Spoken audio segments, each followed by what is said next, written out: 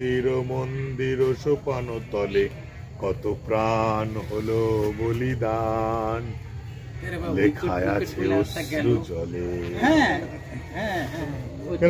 কি উইকেট গেছে জানো না? তুমি জানো না কি আছে? উইকেটটা আরেকটা গেল। কি উইকেট গেছে? বাংলাদেশের থেকে একটা সেরাসর বিদায় হয়ে যায়নি, আবার এই দেখো সিরিয়া থেকেও গেছে। বা ওইটিও একটা উইকেট দুইটা গেল উইকেট। আবার কান্দে আমরা কান্দে।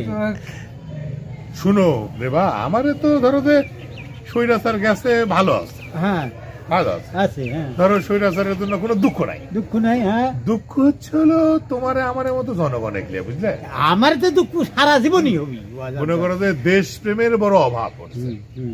আজকে দেখো সিরিয়াত বাশার আল আসাদ স্বৈরাচার ছিল, পতন হচ্ছে।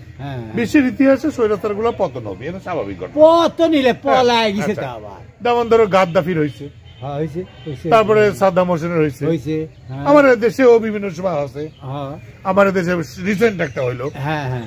তো এখন ঘটনা হচ্ছে কি যে শোনো, প্রত্যেকটা স্বৈর শাসনের পতনের পরে দেশে কিন্তু একটা অস্থিতিশীল পরিবেশ চলে যায়।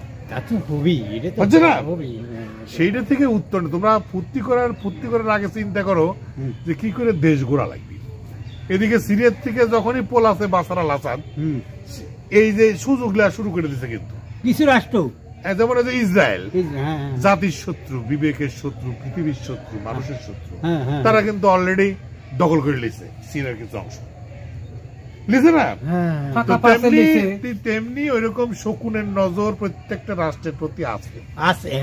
এই শকুনের নজরগুলো এড়ায় দেশকে পুনর্গঠিত করাই হচ্ছে হলো দেশপ্রেমিকের কাজ। নজর এড়ায়। তোমাকে আমি একটু গল্প করবো না এটাকে একদিন একটা, যে শোনো, যুদ্ধ কিন্তু খালি হাতে হাতে হয় না, মুখ দিয়ে গাইল পেরেও হয়। কেউ তোমাকে কিন্তু গাইল পেরে উত্তেজিত করবে, করতে পারে। যদি কারো গালি শুনে উত্তেজিত হয়, তুমি যদি হাতাহাতি করতে যাও, বোকামি করে দিবে। ক্রিকেট খেলায় কি দেখো, ক্রিকেট খেলায়, ফুটবল খেলায় দেখো না, একজন আর একজনের কিন্তু চুপ করে একটা মুখ খারাপ করে দিল, বাপ মা তুলে গাইল পেরে দিল। যেমন জিদানের মনে আছে, ঢিচ মারলো, কিন্তু মানুষ দেখতে পেলে কিন্তু ঢিচ মারে না। তার আগে তো জিদানের গাইল পাড়েছিল মা মাছি দিলে, ওটা কিন্তু দেখলো না। তারপরে কি, ওই ঢিচ মারতে যায় জিদান কিন্তু আউট হয়ে গেল, তখন কিন্তু দলটা হেরে গেল। তেমনি ভাবে ওই রকম আমাদেরকেও বা সিরিয়াকেও বা অন্যান্য দেশকেও কেউ না কেউ উত্তেজিত করতে পারে। এই দেখো শোনো, সেই উত্তেজনার সময় পরিহার করে যদি সঠিক পরিকল্পনা না করে যদি এরকম ঢিস মারতে যাও, তাহলে আমরা কিন্তু বিপদে পড়া লাগবে।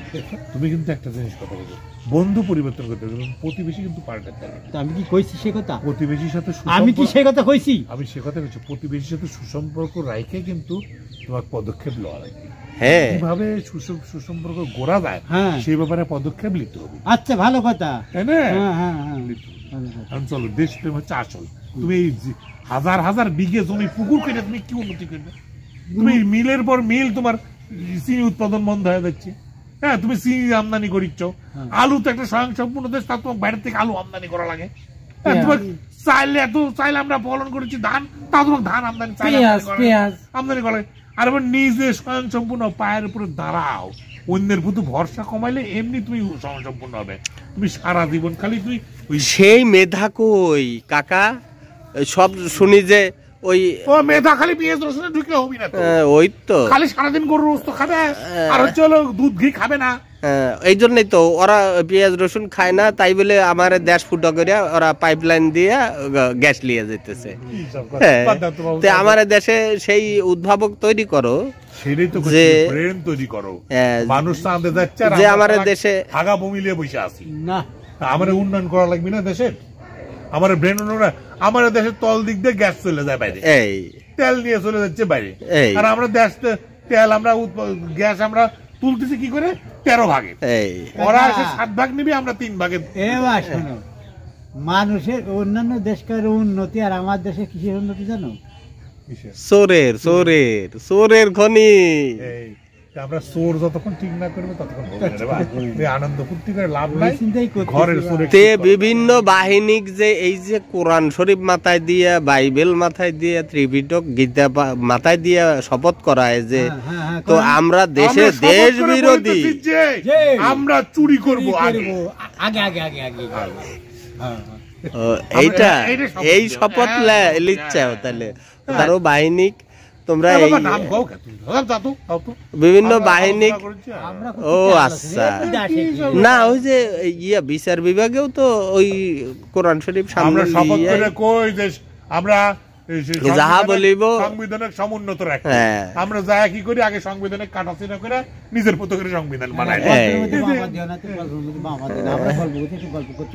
যাও তোমরা, তুমি যাও তো আচ্ছা বাবা, ভালো না লাগলে আবার কি কিছু কপি নাকি দেখো তো মার খাবেন, আইন তোমাদের হাতে তো।